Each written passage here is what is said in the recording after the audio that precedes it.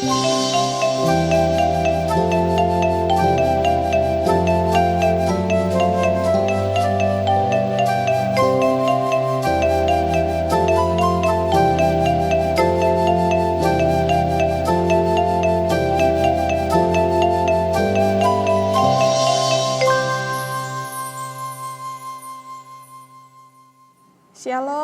rekan-rekan pemuda yang dikasihi oleh Tuhan kita Yesus Kristus. Kembali kita pada hari ini kita bersyukur, memuji dan memuliakan nama Tuhan dalam ibadah gerakan pemuda. Rekan-rekan pemuda, saya undang untuk berdiri bersama kita menyanyi Mars Gerakan Pemuda.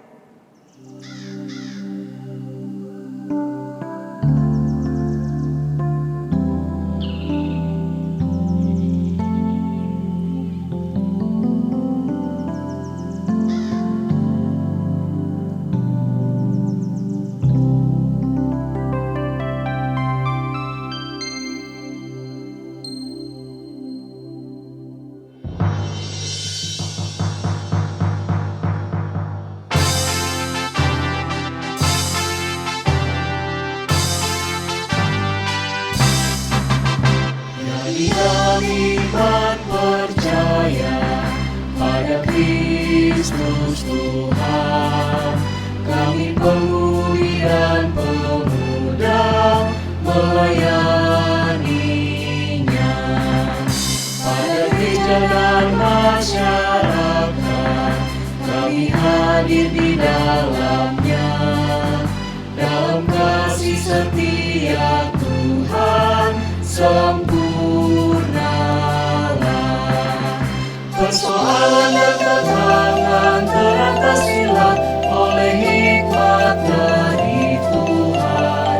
Kami siap mewujudkan sosok yang benar. Itu beban serta tanggung jawab pemudi dan pemuda. Kita masuk dalam ibadah. Selamat datang dan selamat beribadah di dalam ibadah gerakan pemuda ini. Kasih Tuhan ajaib atas hidup kita. Hari-hari yang dilewati penuh tantangan, pandemi COVID-19, selalu ada pengharapan dan kekuatan dari Tuhan bagi kita pemuda dan pemudi yang pada bulan ini kita Pelkat Gerakan Pemuda akan berusia yang ke-70 tahun. Untuk itu, seperti semangat masa muda kita, mari kita bersama bersyukur dan memuji akan kasih-Nya yang besar atas kita. Kiranya ibadah ini menjadikan masa muda kita kuat dan perkasa seperti pada burung Raja Wali. Pemberita firman pada ibadah saat ini akan dilayani oleh Ibu Pendeta Christine Tangkawaro-Piri. Kita angkat satu pujian, berkat kemurahan-Mu.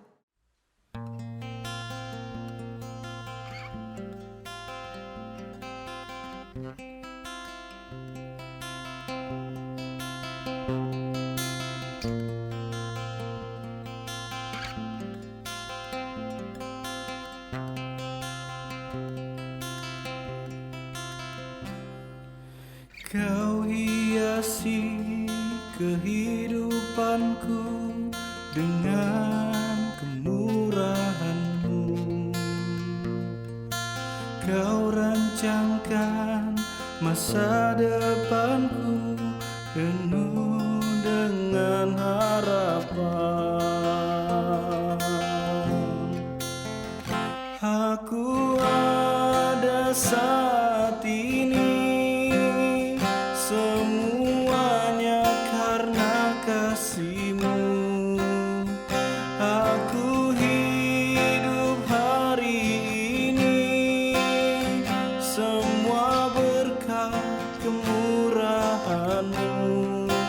Terima kasih Yesus, Engkau sangat baik, teramat baik bagiku.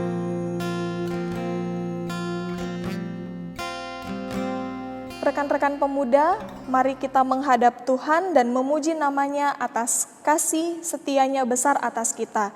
Kita lakukan pujian dari Gita Bakti nomor 22, Besar dan Ajaib.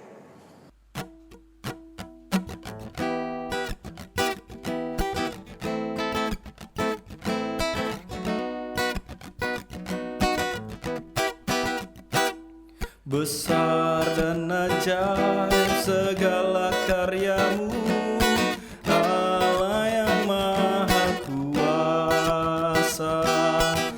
Adil dan benar segala jalanmu, Raja segala bangsa.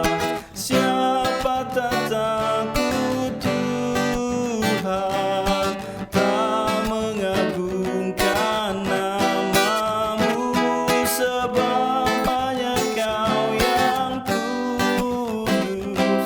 Semua bangsa akan datang dan sujud menyembah, sujud menyembah, sujud menyembah Engkau Tuhan, dan sujud menyembah, sujud menyembah, sujud menyembah Engkau Tuhan.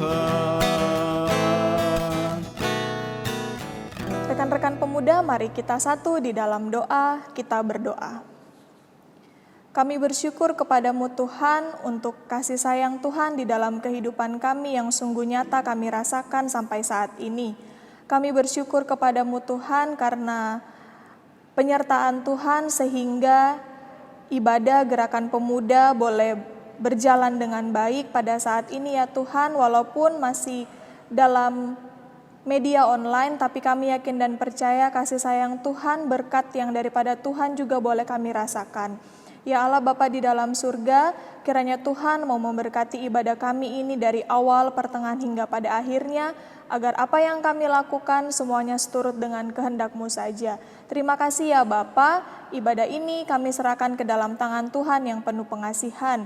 Di dalam nama Tuhan Yesus kami telah berdoa dan mengucap syukur kepadamu. Amin. Rekan-rekan pemuda, kita masuk dalam pujian berbalasan yang terambil dari Mazmur pasalnya yang ke-37, ayatnya yang ke-5 hingga yang ke-9.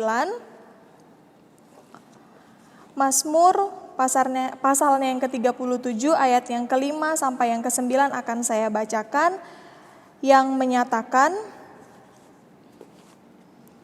serahkanlah hidupmu kepada Tuhan dan percayalah kepadanya, dan Ia akan bertindak.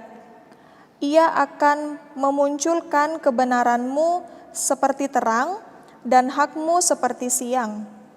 Berdiam dirilah di hadapan Tuhan dan nantikanlah Dia. Jangan marah karena orang yang berhasil dalam hidupmu, karena orang yang melakukan tipu daya. Berhentilah marah dan tinggalkanlah panas hati itu. Jangan marah, itu hanya membawa kepada kejahatan.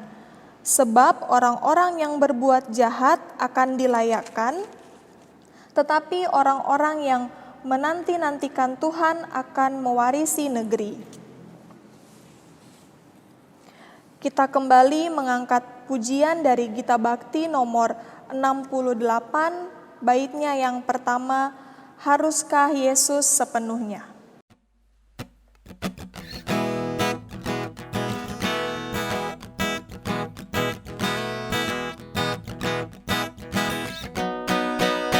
Haruslah Yesus sepenuhnya hidup di dalam diriku, dalam kata dan tindakan, waktu tidur atau jaga, Yesus hidup dalamku. Saudara-saudara pemuda yang kekasih di dalam Yesus Kristus, kita masuk dalam pemberitaan firman Tuhan. Mari kita siapkan pembacaan kita. Hari ini pembacaan kita terambil dari kitab Amsal pasal 22 ayat 22 sampai ayatnya yang ke-23. Kita buka dan kita biarkan Alkitab kita terbuka, dan mari kita berdoa mohon bimbingan Roh Kudus. Terima kasih Tuhan Allah Bapa di dalam Yesus Kristus, karena hari ini Engkau memberkati kami, melayakkan kami dalam persekutuan yang indah Gerakan Pemuda GPIB Shalom. Dan biarlah ya Tuhan kami bersuka cita untuk firman Tuhan yang akan kami baca dan akan kami dengar juga kami renungkan. Kami mohon ya Tuhan Allah Bapa, anugerah Roh Kudus-Mu, kuasa Roh Kudus-Mu untuk kami, sehingga kami dikuasai oleh kuasa Roh Kudus-Mu, dan kami boleh membaca dengan baik, dengan benar, dan kami juga boleh memperlakukannya dalam kehidupan kami sebagai generasi muda yang selalu mengandalkan Tuhan dan hidup peduli kepada sesama. Ya Tuhan Allah Bapa, bersabdalah, kami sedia mendengarkan firman-Mu. Dalam nama Tuhan Yesus Kristus kami berdoa. Amin. Saudara-saudara pemuda yang kekasih, marilah berdiri untuk mendengar firman Tuhan yang dibacakan dari Alkitab. Amsal pasal 22 ayat 22 sampai ayat yang ke-23 yang menyatakan, "Janganlah merampasi orang lemah karena ia lemah, dan janganlah menginjak-injak orang yang berkesusahan di pintu gerbang. Sebab Tuhan membela perkara mereka dan mengambil nyawa orang yang merampasi mereka." Demikian pembacaan Alkitab. Berbahagialah setiap orang yang mendengar firman Tuhan dan yang melakukannya. Haleluya.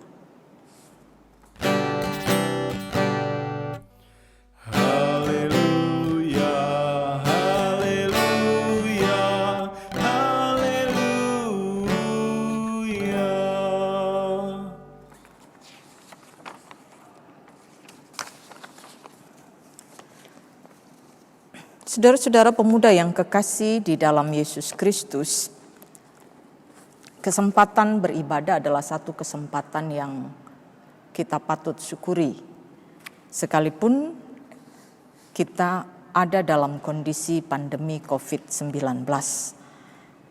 Dan kesempatan itu menjadi satu sukacita kita dalam kehidupan kita untuk memberikan waktu kita beribadah kepada Tuhan. Maka marilah kita meluangkan waktu kita terus-menerus dengan waktu yang sudah kita jadwalkan dalam bersekutu kepada Tuhan. Saudara-saudara yang kekasih, pembacaan kita Amsal 22 ayat 22 sampai 23 dalam judul perikop, yaitu Amsal-amsal orang bijak. Dan tema yang diangkat dalam Sabda Bina Pemuda adalah jangan menindas sesamamu. Ya, hari ini pengamsal mengangkat soal orang lemah atau orang berkesusahan. Kalau kita buka Kamus Besar Bahasa Indonesia, maka kita akan mendapatkan arti kata lemah itu dengan banyak pemahaman, dengan banyak arti, dengan banyak tafsiran. Dan ada 3 catatan yang saya baca dalam Kamus Besar Bahasa Indonesia tentang lemah. Satu adalah lemah dalam pengertian tidak kuat atau tidak bertenaga. Jadi lemah dalam pengertian tidak kuat atau tidak bertenaga. Contoh kalimatnya mungkin ia tidak kuat, ia tidak bertenaga karena ia baru sakit. Dan yang kedua adalah lemah dalam pengertian tidak keras hati, lembut, dan tidak tegas. Kita bisa berikan contoh, ia lemah dalam mengambil keputusan, ia tidak tegas dalam mengambil keputusan. Dan yang ketiga adalah lemah dalam pengertian yang tidak kuat, lemah dalam pengertian yang kurang berdasar atau mungkin dia kurang berpengetahuan, ya. Sehingga bisa dikatakan argumennya dapat dipatahkan karena argumennya itu lemah, ya, argumennya tidak kuat. Sebenarnya ada banyak kata atau arti lemah dari kata lemah ini. Ada banyak pengertian dari kata lemah. Ada juga kaitannya dengan kata sifat, ya. Ia lemah dalam kehidupannya, atau kata sifat itu dia lemah sehingga menunjukkan dia seorang yang pemalu ya. Jadi ada banyak arti yang berkaitan dengan lemah. Tetapi kalau kita membaca Amsal 22 ayat 22 sampai 23 ini adalah lemah yang berkaitan dengan orang yang berkesusahan, orang yang miskin, orang yang tidak kuat tubuhnya, orang yang lemah pemikirannya, orang yang tidak dapat melindungi dirinya, orang yang memiliki kekurangan. Inilah yang mau diangkat dalam Amsal 22 ayat 22 sampai 23. Jemaat yang kekasih, saudara-saudara pemuda yang kekasih, kitab Amsal ini sesungguhnya adalah dipakai sebagai mata pelajaran bagi para bangsawan muda, bagi para kastria di Israel pada masanya, untuk mendidik mereka memahami ajaran moral dalam kehidupan mereka. Bagaimana mereka beretika dalam kehidupan mereka sebagai anak muda dengan menempatkan Tuhan dan ajarannya sebagai yang utama dalam kehidupan mereka. Sehingga kita pahami takut akan Tuhan sebagai awal hikmat. Hidup takut akan Tuhan sebagai awal hikmat. Dengan berhikmat sesungguhnya kita menempatkan pikiran Tuhan dalam kehidupan kita. Ataupun Tuhan menguasai pikiran kita. Jadi ketika kita memiliki hikmat, takut akan Tuhan adalah permulaan hikmat, maka kita membiarkan Tuhan berkuasa atas pikiran kita dikuasai oleh Tuhan.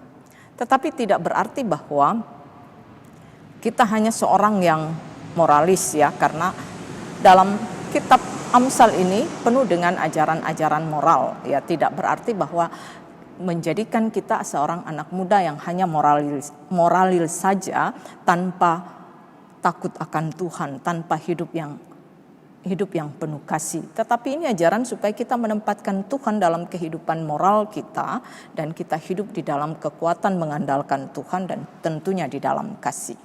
Saudara-saudara pemuda yang kekasih di dalam Yesus Kristus, sebagai anak muda, Amsal membawa kita untuk menjadikan kehendak Tuhan itu yang berkuasa atas kita. Menjadikan Tuhan berkuasa atas kita. Jadi ketika kita hidup takut akan Tuhan, maka kita dimampukan untuk memahami kebenaran dan melakukan kehendak Tuhan. Jadi ketika kita takut akan Tuhan, kita mampu memahami kebenaran Tuhan, kita mampu melakukan kehendak Tuhan. Dan inilah yang diajarkan dalam Amsal 22 ayat 22 sampai 23 ini. Kalau kita lihat Amsal 10 sampai dengan Amsal 22 ayat 16 itu dalam satu tema perikop yang satu, ya, Amsal-amsal Salomo, kumpulan Amsal-amsal Salomo. Kemudian kita masuk ke tema yang baru atau perikop yang baru, mulai dari Amsal pasal 22 ayat 17 sampai dengan Amsal pasal 24. Itu satu tema atau perikop yang baru dengan judul itu adalah Amsal-amsal orang bijak. Maka bagian kita adalah satu perikop yang baru dengan judul Amsal-amsal orang bijak. Dan pengamsal mau menegaskan untuk kita memahami khususnya dalam ayat 22 sampai 23 ini bagaimana sikap kita terhadap orang lemah. Dikatakan dalam ayat 22 di situ, dikatakan bahwa untuk tidak merampasi orang lemah dan menginjak-injak orang lemah yang berkesusahan di pintu gerbang. Saya bacakan ya. Janganlah merampasi orang lemah karena ia lemah, dan janganlah menginjak-injak orang yang berkesusahan di pintu gerbang. Ya, jelas dikatakan jangan merampasi orang lemah karena ia lemah, jangan menginjak-injak orang yang berkesusahan di pintu gerbang. Mengapa disebut pintu gerbang? Ya, pintu gerbang ini dalam masa itu, dalam masa Israel, bahkan masa raja-raja Israel, bahkan juga masa Yesus itu, pintu gerbang itu adalah tempat pertemuan, tempat transaksi jual beli juga seperti menjadi pasar, tempat juga di mana diadakan pengadilan masyarakat. Jadi orang mau menaikkan keluh kesah mereka, orang mau mengadukan aduan mereka tentang apapun, maka disitulah pintu gerbang itu adalah tempatnya, jadi termasuk tempat pengadilan. Sehingga dikatakan janganlah merampasi hak orang lemah karena ia lemah, jangan menginjak-injak orang yang berkesusahan di pintu gerbang. Kita melihat bahwa banyak kali pengadilan menjadi satu hal yang dihindari. Banyak kali pengadilan tidak menjadi satu tempat untuk menyatakan keadilan. Sehingga pintu gerbang itu seringkali mungkin tidak disukai, tidak dihindari oleh orang-orang yang melakukan kebenaran. Kadang-kadang keadilan tidak lagi dijadikan satu keadilan dalam pengadilan. Mereka memberlakukan keadilan atas nama kekuasaan, atas nama Tuhan. Maka inilah yang menjadi bagian dalam kehidupan banyak orang, bahkan sampai sekarang ini. Mereka atau banyak orang mungkin juga merasa tidak suka atau mereka tidak mau berhadapan dengan pengadilan, karena terkadang pengadilan bukan lagi menjadi satu neraca yang imbang, tetapi neraca yang berat sebelah kepada kekuasaan, berat sebelah kepada orang yang memiliki uang, orang yang memiliki materi. Sehingga banyak orang yang agak parno-parno mungkin terhadap pengadilan. Jemaat yang kekasih di dalam Yesus Kristus, inilah yang mau ditegaskan oleh pengamsal untuk memahami bahwa bagaimana kita bersikap terhadap orang lemah, ya. Jangan merampasi orang lemah, jangan menginjak-injak orang yang berkesusahan. Menjadi orang lemah memiliki kekurangan, memiliki kelemahan. Orang yang berkesusahan pertama adalah bukanlah pilihan. Jadi mari kita pahami bahwa menjadi orang lemah, menjadi orang berkesusahan, menjadi orang yang memiliki kekurangan itu bukanlah pilihan dalam kehidupan orang tersebut, ya. Kita dilahirkan dengan kekurangan, itu bukan pilihan kita, ya. Kita tidak bisa memilihnya, kita tidak bisa memintanya. Ada banyak orang juga yang berkutat dalam kelemahan mereka. Ada banyak orang yang tidak bisa lepas dari kelemahan mereka, tidak mampu keluar dari kelemahan mereka, tidak mampu keluar dari kemiskinan mereka. Maka pertanyaannya untuk kita, apakah mereka salah? Apakah kesalahan mereka sehingga mereka tidak bisa lepas dari kelemahan mereka, tidak bisa lepas dari kekurangan mereka, keterbatasan mereka, ataupun bahkan kemiskinan mereka? Apakah mereka salah, bahkan apakah mereka berdosa? Ya. Perhatikan jawaban Yesus ketika dibawa kepadanya seorang yang buta. Murid-muridnya bertanya dalam Yohanes 9 ayat 1 dikatakan di situ, "Guru, Rabi, siapakah yang berdosa? Apakah orang ini atau orang tuanya sehingga ia buta?"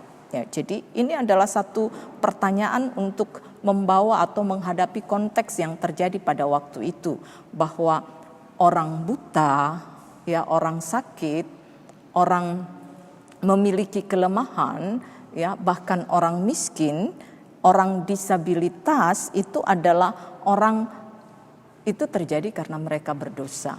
Itu terjadi karena dosa mereka. Jika bukan dosa mereka, maka dosa orang tua mereka, dosa leluhur mereka. Ini menjadi satu konteks yang dipahami oleh orang pada masa itu, pada masa Yesus, bahkan seringkali juga terbawa-bawa sampai sekarang ini, ya, bahwa kenapa dia begitu, dosa apa dia. Maka inilah yang kemudian ditanyakan kepada Yesus. Perhatikan bahwa apa yang dikatakan oleh Yesus terhadap pertanyaan yang diberikan murid-muridnya kepadanya ketika dibawa orang buta terhadapnya. Dan Yesus menjawab dengan gamblang, bukan dia ataupun juga bukan orang tuanya, tetapi supaya pekerjaan-pekerjaan Allah harus dinyatakan di dalam dia. Artinya jelas menunjukkan bahwa pekerjaan-pekerjaan Allah harus dinyatakan di dalam dia. Maka kita lihat kuasa Allah terjadi dalam kehidupan setiap manusia, termasuk orang-orang yang disebut dengan orang lemah. Bagaimana kemudian Yesus mencelikkan mata orang buta itu dan ia kemudian bisa melihat. Artinya bahwa dalam kelemahan setiap orang ada kuasa Allah. Maka ayat 23 dikatakan, sebab Tuhan membela perkara mereka. Dalam kehidupan orang lemah, maka orang lemah juga mengalami penyertaan dan berkat Allah. Ada Allah bersama-sama orang lemah. Maka dalam kelemahan kita, ini juga mau menyatakan andalkan Tuhan. Kita lihat ada banyak kaum disabilitas dengan segala kondisinya. Ya, ada yang kita kenal Nikolas ya, yang tidak punya tangan, tidak punya kaki, dia menjadi seorang yang luar biasa, menjadi motivator yang luar biasa. Ada Jessica Cox yang tidak punya tangan, tetapi dia mampu menjadi atlet, dia mampu berenang, bahkan dia mampu membawa pesawat. Artinya bahwa dalam kelemahan kita juga mampu mengalami atau kita mengalami kuasa Tuhan.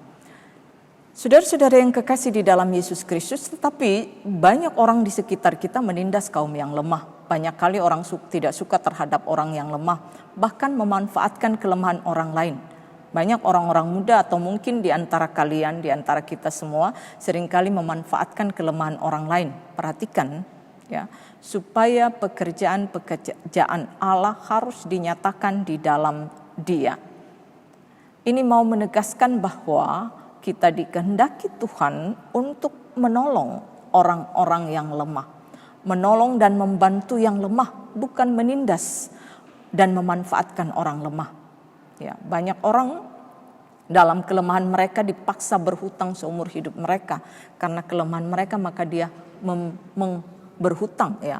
Dia berhutang dan dia harus berhutang, kemudian hutangnya itu dibuat rente yang begitu besarnya, maka ini menjadi satu hutang seumur hidup. Bayangkan jika seseorang harus seumur hidup bahkan mewariskan kepada anak-anaknya, maka apakah ini satu perbuatan yang baik? Apakah ini perbuatan manusiawi? Dan ini harus kita perhatikan bagaimana kita juga memahami dalam hukum Israel juga ada tahun Yobel, tahun pembebasan, yang mau menegaskan bagaimana kita juga memperhatikan mereka dengan segala kondisi mereka. Ada banyak orang yang dengan penuh kekuatannya mengambil hak orang lain. Ada orang yang memiliki harta yang banyak tetapi dia lemah dalam pemahaman, dalam pemikiran, dalam administrasi yang bisa saja kemudian ia akhirnya tidak punya apa-apa karena diambil oleh mereka yang kuat. Kuat memiliki kekuasaan, kuat juga memiliki pengertian, pengetahuan, terkadang kepandaian dipakai untuk menjadikan orang lain menderita. Hati-hati kita dengan pengetahuan kita, bukan jadikan itu berkat, bukan menjadi kutuk bagi orang lain, bukan menjadi penderitaan bagi orang lain. Kita melihat bagaimana dalam sejarah Alkitab Raja Ahaz yang dengan kekuasaannya, kelicikan istrinya mengambil kebun anggur Nabot. Bayangkan kebun anggur Nabot yang hanya sedikit saja diinginkan oleh seorang raja dan kemudian ia harus kehilangan bahkan mati dibunuh, dianggap orang yang melakukan kesalahan yang menghujat Tuhan. Oleh karena kekuatan orang-orang besar di dalamnya, kekuatan yang memiliki kekuasaan di dalamnya. Maka di sini kita lihat banyak orang dengan kekuasaan mengambil hak orang miskin, mengambil hak orang lemah. Banyak orang dengan segala kekuasaannya juga menjadikan orang lemah menderita. Barangkali dalam kehidupan kita bertanya, adakah sekarang di era modern ini pola yang baru dalam kehidupan masyarakat modern juga itu ada, masih berlangsung. Dalam kehidupan kita sebagai pemuda, marilah kita juga berlakukan, kita tidak manfaatkan kelemahan teman-teman kita, memanfaatkan kekurangan teman-teman kita, menghina bahkan mendiskreditkan mereka. Kita tidak menegur mereka dalam persekutuan karena dia lemah, dia tidak layak untuk kita mengabaikan mereka dalam persekutuan kita. Hati-hati untuk gerakan pemuda bahwa jangan membuat persekutuan kita bagi orang lain menjadi sesuatu yang menyakitkan, menjadi sesuatu yang dimana mereka tidak bertemu dengan Tuhan tetapi kemudian membenci Tuhan. Jadi ini menjadi satu bagian bagaimana kita juga dalam kehidupan kita melihat bahwa persekutuan menjadi satu sarana untuk menghadirkan kasih pertolongan bagi dalam kehidupan kita, terlebih orang-orang yang kita anggap lemah. Gerakan pemuda yang kekasih, sekali lagi bahwa di era modern ini masih saja terjadi penindasan. Ya, kita mungkin tidak melihat secara vulgar, tetapi intimidasi, hoaks seringkali menjadi satu penindasan bagi orang lain. Hati-hati dengan tangan kita untuk mengetik hoaks, mengetik hal-hal yang kemudian menindas orang lain, menindas kelemahan orang lain. Dengan segala kekuatan kita yang memiliki kemampuan untuk menggunakan akses internet dalam kehidupan kita, maka ini menjadi bagian yang sering kali kita terjebak di dalam kondisi ini. Maka sebagai anak muda kita bertanggung jawab untuk mendukung pintu gerbang. Ya, sebagai anak muda kita bertanggung jawab untuk mendukung pintu gerbang atau mendukung pengadilan, bukan menjadi penindasan bagi orang lemah, bukan menjadi pengadilan dengan neraca yang berat sebelah, yang berat kepada kekuatan, yang berat kepada kekuasaan. Maka panggilan kita adalah bagaimana kita menyuarakan kebenaran, bagaimana kita membela yang benar, bagaimana persekutuan dalam gereja, dalam masyarakat itu menyuarakan kebenaran. Dan bagaimana kita dikehendaki untuk tidak mengabaikan penindasan, tetapi menolong orang yang tertindas. Apalagi ketika kita memiliki wewenang, memiliki kekuasaan, baik di organisasi gereja ataupun di organisasi masyarakat, bahkan di pemerintahan. Dan harapan pribadi saya bahwa semoga salah satu atau banyak dari kita sebagai generasi-generasi muda GPIB Shalom itu akan mendapatkan satu tempat atau kedudukan di pemerintahan dan memiliki kekuatan dan kekuasaan untuk menghadirkan pembelaan bagi orang-orang yang lemah, untuk menghadirkan pembelaan juga dalam kehidupan terhadap gereja supaya kebenaran Tuhan berlangsung, bukan memiliki kekuasaan untuk kehidupan sendiri. Pemuda yang kekasih di dalam Yesus Kristus, ayat 23 berkata, sebab Tuhan membela perkara mereka dan mengambil nyawa orang yang merampasi mereka. Artinya bahwa orang lemah dan kuat adalah bagian dari ciptaan Tuhan. Tuhan menciptakan setiap orang dengan karakter dan kondisinya masing-masing, supaya pekerjaan Tuhan dinyatakan di dalam Dia. Maka dalam kehidupan kita, panggilan kita yang kuat wajib melindungi dan menolong yang lemah. Panggilan kita yang lemah adalah mari kita tetap setia di dalam Tuhan, karena Tuhan akan menyertai dan menolong kita. Tuhan tidak membiarkan kita, maka janganlah takut, tetaplah hidup dalam iman. Tuhan pasti akan menolong kita, karena sesungguhnya setiap orang memiliki kekuatannya masing-masing. Maka bagi kita yang lemah, apapun kelemahannya, pemuda-pemuda yang lemah, apapun kelemahannya, temukan kekuatan Tuhan dalam dirimu, maka kamu akan melihat bahwa luar biasa Tuhan.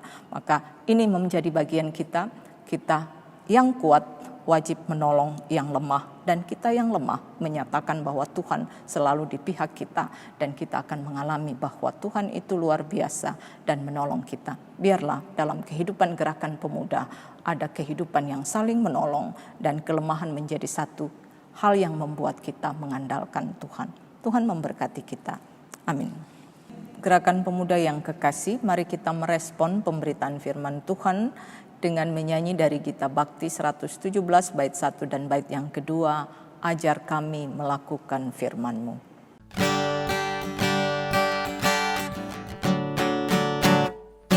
Ajar kami melakukan firman-Mu Tuhan, dalam kata dan tindakan turut maksud-Mu.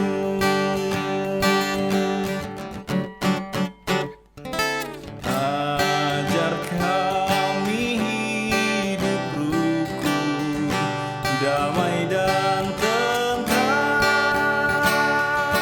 pun di mana kami ada, nyata kasih-Mu.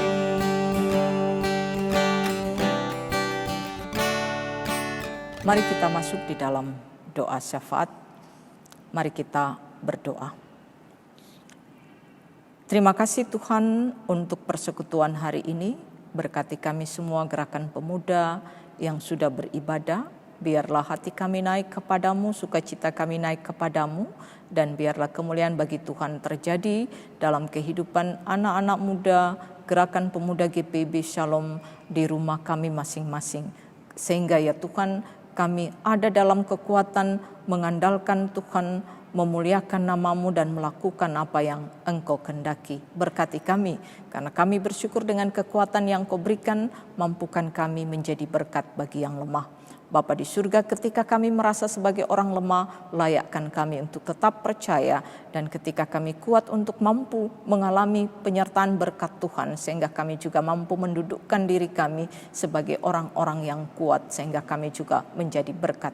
Dan kami percaya dalam kelemahan kami sesungguhnya kami punya kekuatan yang boleh juga kami layakkan untuk menjadi berkat. Terima kasih Bapa, berkati akan ibadah yang berlangsung hari ini, dan juga berkati ibadah-ibadah yang sudah berlangsung, ibadah yang akan berlangsung, ibadah gerakan pemuda, supaya itu dalam kuasa-Mu menjadi berkat bagi setiap anak-anak muda, generasi-generasi muda GPIB Shalom, yang bukan hanya ada di Balikpapan, tetapi mereka juga tersebar di mana-mana. Ya Bapa, biar ini juga menjadi berkat bagi banyak orang yang bersekutu kepadamu, yang bergabung dengan kami di ibadah lewat ibadah daring pada hari ini. Ya Bapa, di dalam Yesus Kristus, terima kasih kami berdoa untuk pengurus gerakan pemuda, berkati sertai pemeliharaan Engkau berikan bagi mereka, kekuatan-Mu untuk merancang program-program di masa pandemi COVID-19 ini.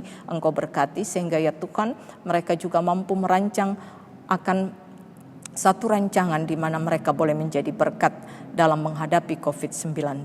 Berkati mereka ketika mereka juga mengalami akibat dari COVID-19 ini, akibat yang secara langsung, secara nyata. Mungkin anak-anak muda kami yang saat ini bekerja dan mereka harus mengalami PHK, Engkau berkati mereka, sertai mereka, kuatkan mereka. Kami percaya bahwa ada banyak hal yang mereka bisa lakukan.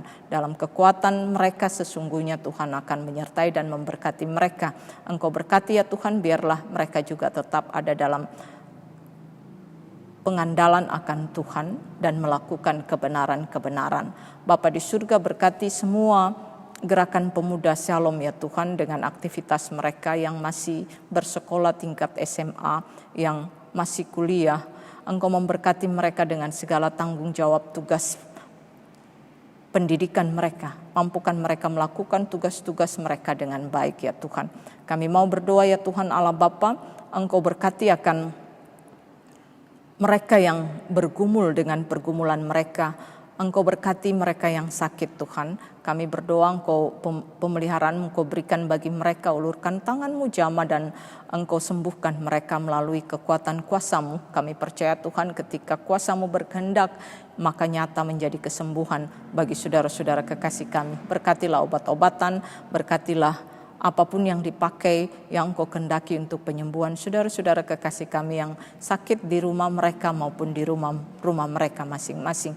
Pergumulan-pergumulan secara pribadi, pergumulan dalam pekerjaan, pergumulan bersama orang tua mereka, Tuhan Allah Bapa, Engkau tetap kuatkan mereka, Engkau tetap sertai mereka. Berkati setiap kami Tuhan, jika Engkau kehendaki juga untuk menjadi penolong mereka yang mengalami pergumulan, apakah memberikan mereka nasihat, apakah mendengarkan keluh kesah mereka, ataupun juga membantu mereka yang membutuhkan natura yang boleh kami lakukan Tuhan. Maka berkati kami supaya ada satu kekuatan kebersamaan untuk menghadirkan berkat bagi saudara-saudara kekasih kami yang membutuhkannya. Terima kasih Bapa di surga, kami juga berdoa bagi mereka yang bersukacita, sukacita hari ulang tahun kelahiran, sukacita hari ulang tahun dalam kehidupan mereka ya Tuhan, sertai dan berkati mereka. Berkati sukacita ketika mereka Engkau berikan pekerjaan, berkati mereka ketika mereka bersyukur, ketika mereka mendapatkan seorang kekasih.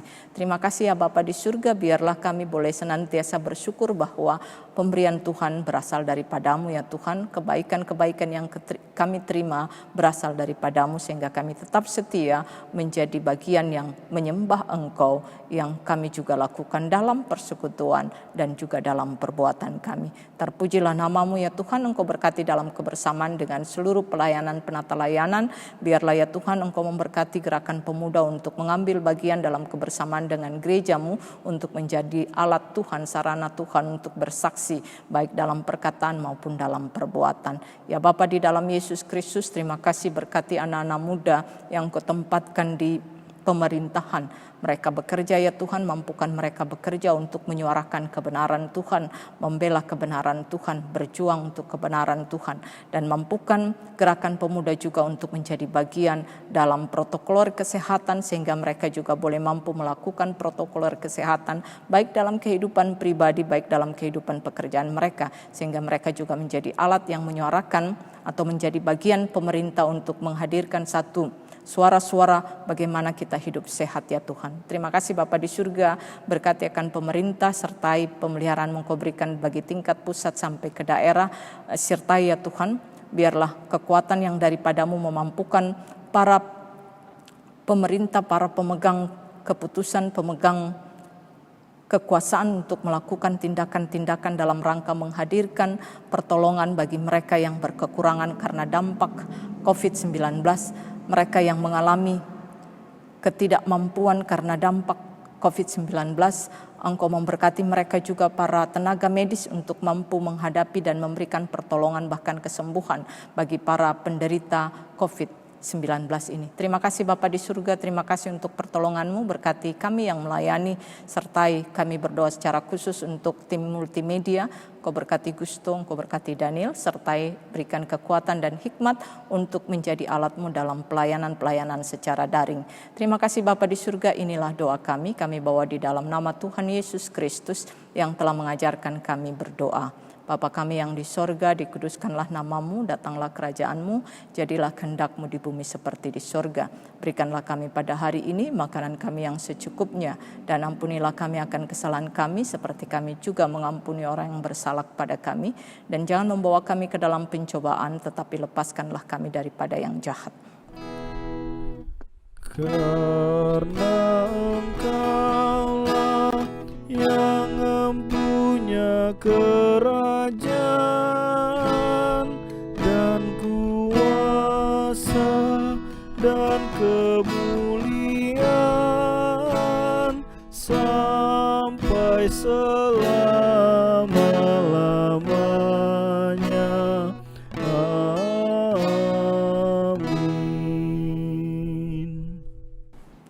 Gerakan pemuda yang kekasih, marilah kita berdiri. Pergilah dalam damai sejahtera Allah dan lakukanlah firman Tuhan yang kamu dengar.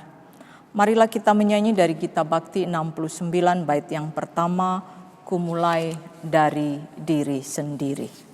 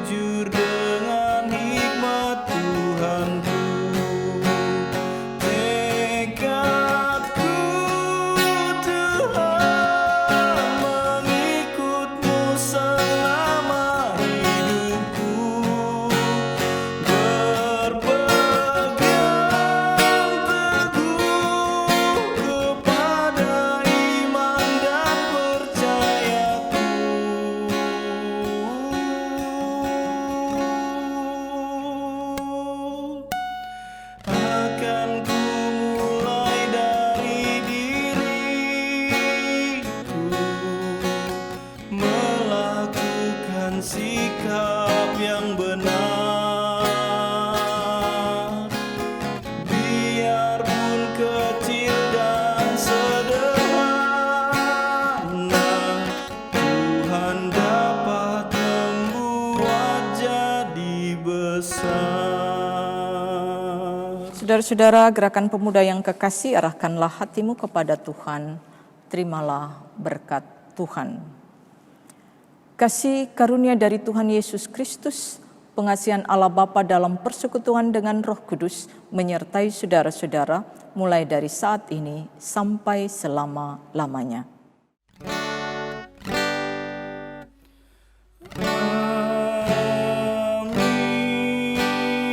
Amin.